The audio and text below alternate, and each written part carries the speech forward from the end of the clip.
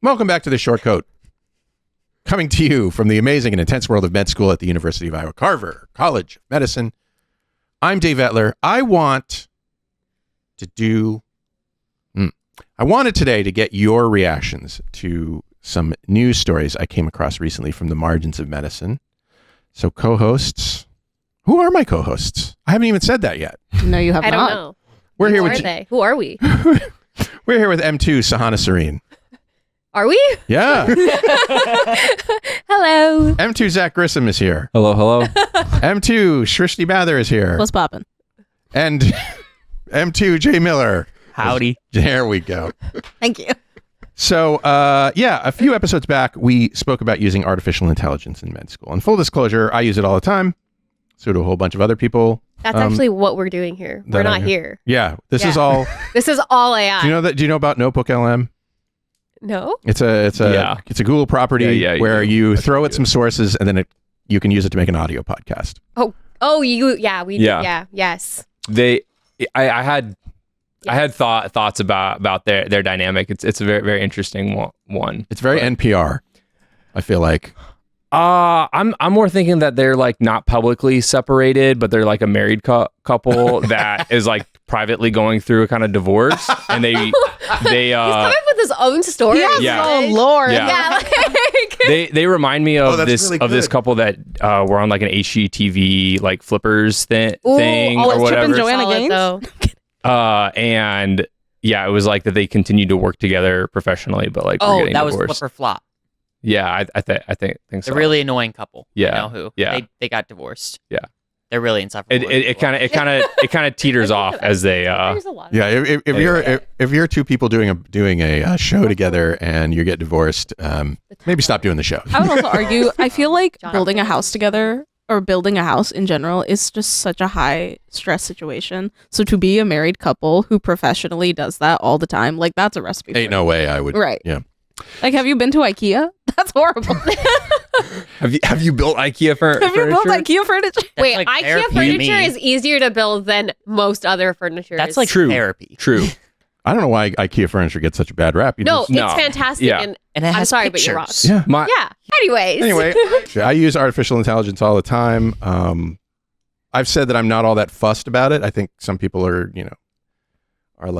freaked out about AI. Some people are like, I don't like it when other people use AI. Whatever. I just, I get the ethical implications of, the training stuff and all that kind of stuff.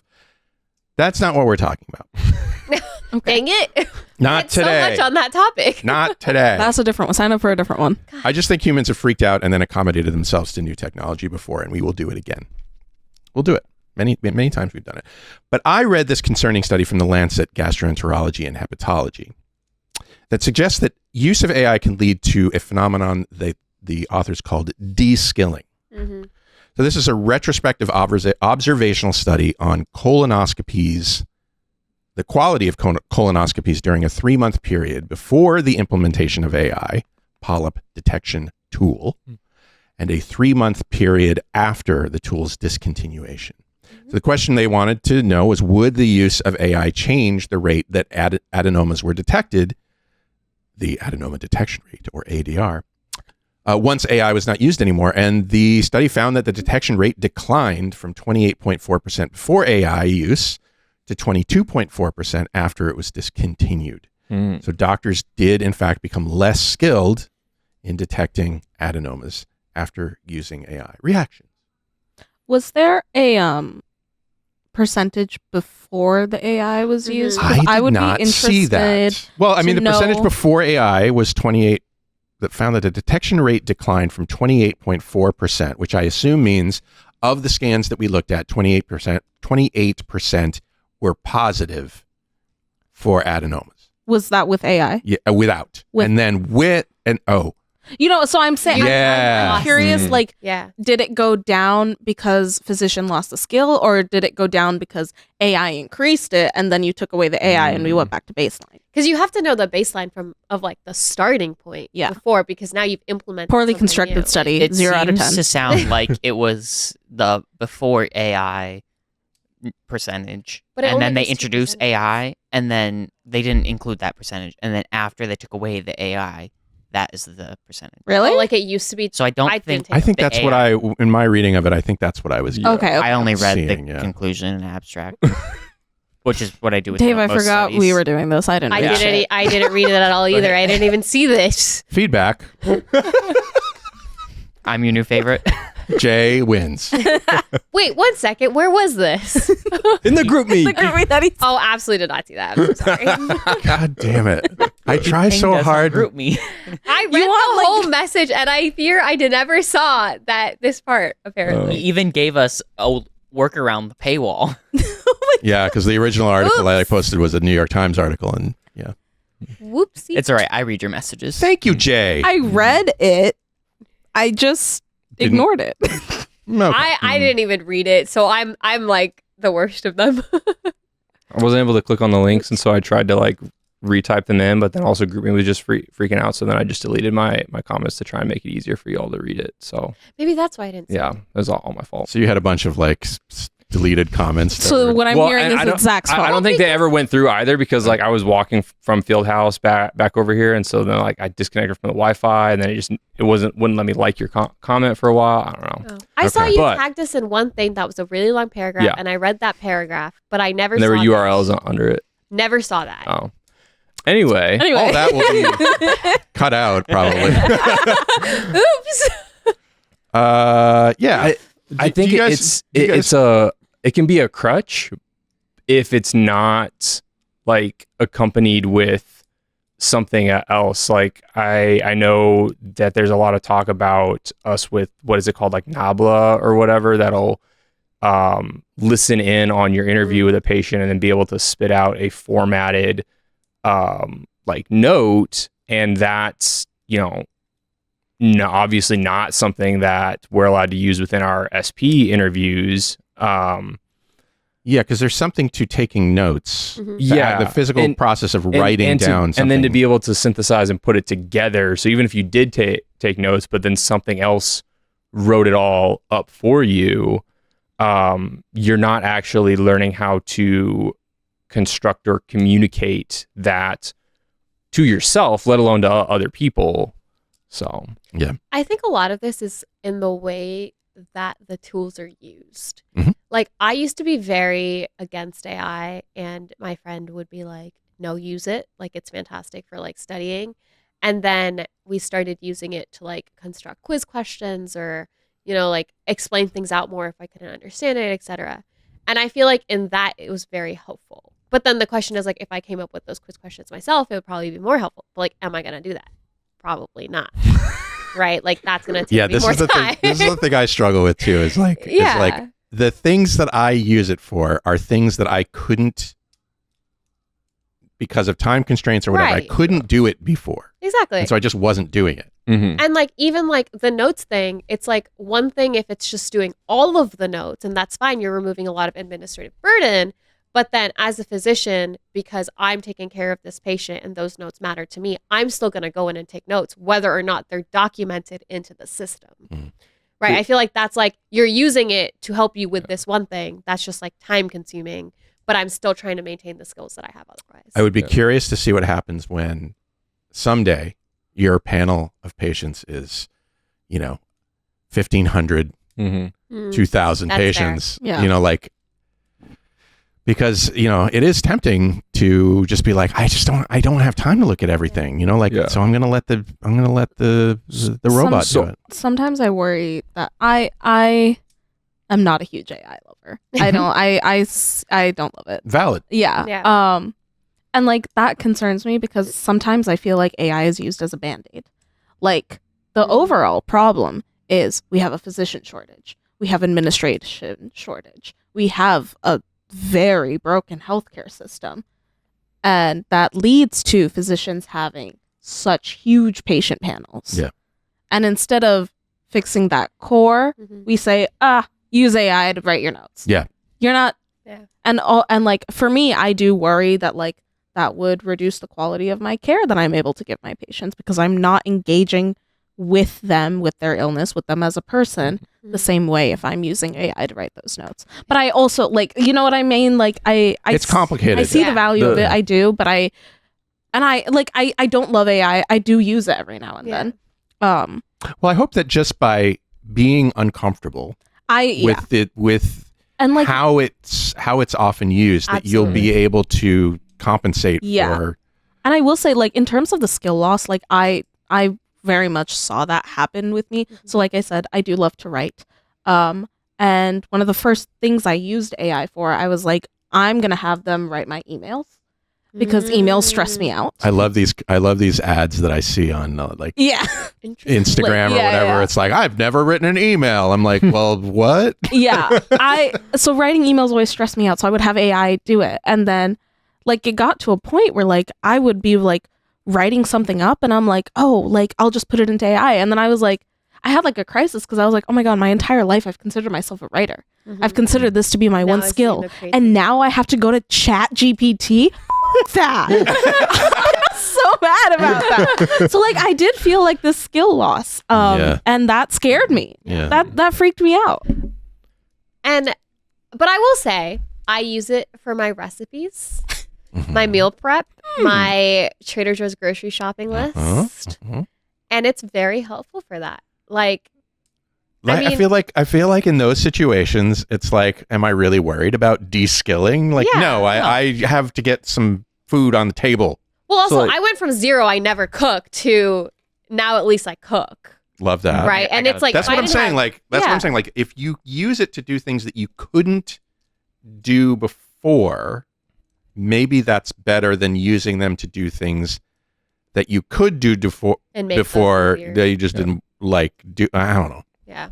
So, but then I worry about the ethical issues, like the environmental impact of ChatGPT. That's the one that always gets me. Yeah. So I shadowed in OB-GYN this summer one day, and the physician, like we saw kind of the whole breadth from younger patients to older patients for a variety of concerns, and he only used that tool one time for one like long established patient that was going to have like a longer discussion about symptoms and things like that, like a patient that the physician knew well, and was a way to be able to kind of spend more time in the room talking about more things, and then go out and not have to get behind to get those things written down before going and doing like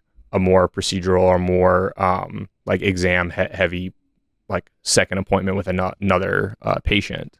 So like he only used it once out of the 4 or 5 hours that I was there for like 20 something or more patients. So the message there being, you have to be you should be intentional about what you're using it for. You can't just using it for everything is like using it for like a little bit of scut work is different than everything in your life. Okay. Here's another story. As a med student who desperately wants to get into a residency position, should I do more research or should I do other extracurriculars like volunteering and podcasting? The AMA the AMA recently noted that after Step 1 went pass fail a few years back, the number of research deliverables claimed by students like abstracts, presentations, and posters significantly increased across almost all specialties. And a notable decrease in work and volunteer experiences was also observed. This is true for nearly all 24 specialties, but especially for the highly competitive ones, and the highest was for procedural specialties. The weird thing that they noted was that research isn't a universal requirement, and most of the residency programs in the U.S. aren't academic research programs. They are maybe community-based. So I guess what that's telling me is that people wanted to, in the absence of a Step 1 score that made them look a certain way, they wanted to use research as a differentiator. But really, it's not a good differentiator. It's becoming less useful as a differentiator because everybody is doing it. Like supply and demand. Yeah. So I want to make the point that I think is very funny that article you sent was a med student doing research on the fact that med students do research more now, and literally had a poster presentation. It was interviewed for the article. I did not think about that. Yeah. So their research project that they did this poster on was evaluating the AAMC's data about medical students doing more research. So now they have another that person has another research. Good thing for them. For their ERAS. Good for them. Yeah. I'm not sure this is the most pro-research group in general. No, it is. Sahana's. I know. She makes up for it. She makes up for it. I have been notoriously not anti-research, anti-me doing research. Like I have said that on the show. Have. Yeah. It's like, so I think of in a lot of ways kind of my future role if I pass all my classes and get into a residency, which you will. I have as distilling that research, right? Engineers rely on physicists, rely on mathematicians to describe the things that they actually apply. So for people to abandon the humanities aspect of being a physician to be more of a physician scientist. Now, if you are in a physician scientist training program, like, well, yeah, you gotta put in work to earn your tuition and everything. But to just do that otherwise, like what are you missing out on otherwise? I'm going to give a hot take. And is it actually a hot take? Well, I don't know. Is it going to be like white people spicy? It's going to be like, you're going to be like, this is a hot take when it starts, and then like I'll explain it. You might be like, okay. I think everyone who's in med school has to be curious. I think if you're curious, you are doing research whether or not you know it. I think by virtue, everybody here, even if you're not doing research in the way of like writing an abstract, presenting at a presentation or whatever, you have all been doing research. Lukewarm, but okay. Yeah. Agreed. Like I will take you as an example. But like even as far as like Zach's part of iSnap, and even as far as like looking up bills that are being passed or how the government is running, any of that, like that is considered research. If you wanted to, for like whatever reason, put that into an abstract, you could. If you have a patient who comes in and has something that nobody's ever seen before and it's just really interesting, you can put that into a paper. That's research. You're researching the disease that they came in with, what the patient presented with. That in itself is research. Sure, but it is doing it to the exclusion of other things, whether it's volunteering or writing or... I think... So I'm in the service distinction track. And I think, like, I don't know who said this when I was, like, rising as a pre-med, but it just really stuck with me of, like, at its core, medicine is a service field. And I feel like if you are negating acknowledging that it is a service field for the sake of research, that could be a problem. But also, like, with that said, if you are approaching research with the thing of I want to better the basic science so that I can help people, that is still a form of service. So I think it is very much how you approach it. And again, I'm saying this as someone who does not love doing research myself, but I see the value of it. I prefer to be the research subject. But I think that's what makes it so fair. I got a $50 Amazon gift card. I had in undergrad, I had the Department of Emergency Medicine do like a tourniquet, like testing, like an inguinal tourniquet on me, and they put me on like a shake table and everything. Would you just walk in and be like, "Hey, and you I got guys paid like put 50, a tourniquet on me"? Yeah, I got paid like $50 for it. It was cool. I've done like multiple other ones for like flu vaccine efficacy and stuff. I was gonna get the flu vaccine either way. I'll get paid to report that I'm sick. Sure, I'll do a nasal swab on myself. Whatever. I keep getting. We had. Good.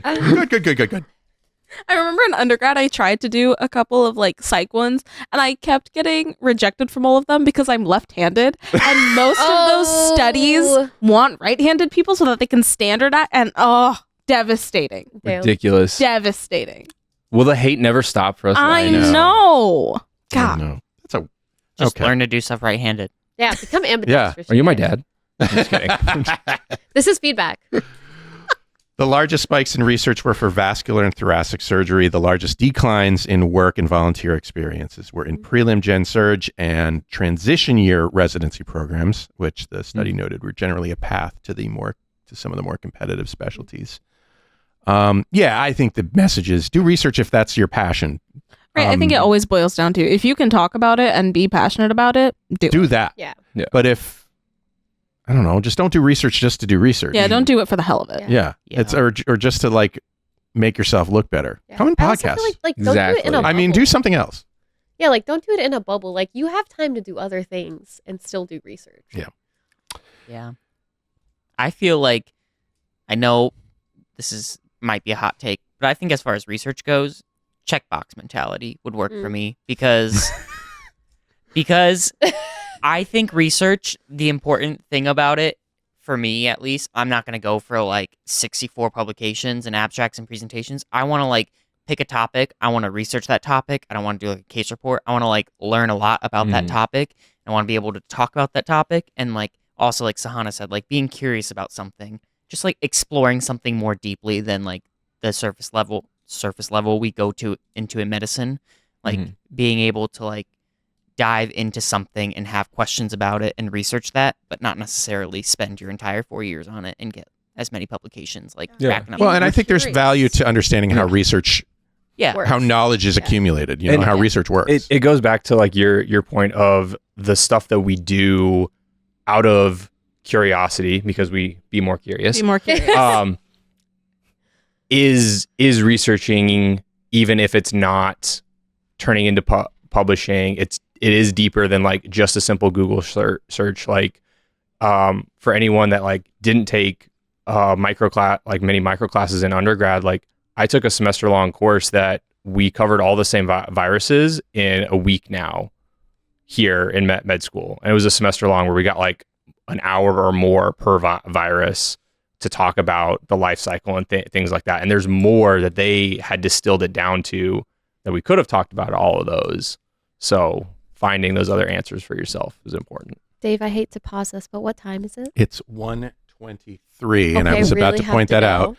Shortcuts, if you have something you want to say, maybe you got a news article that you found that you want us to talk about, visit theshortcode.com/tell us and send it to us as a message.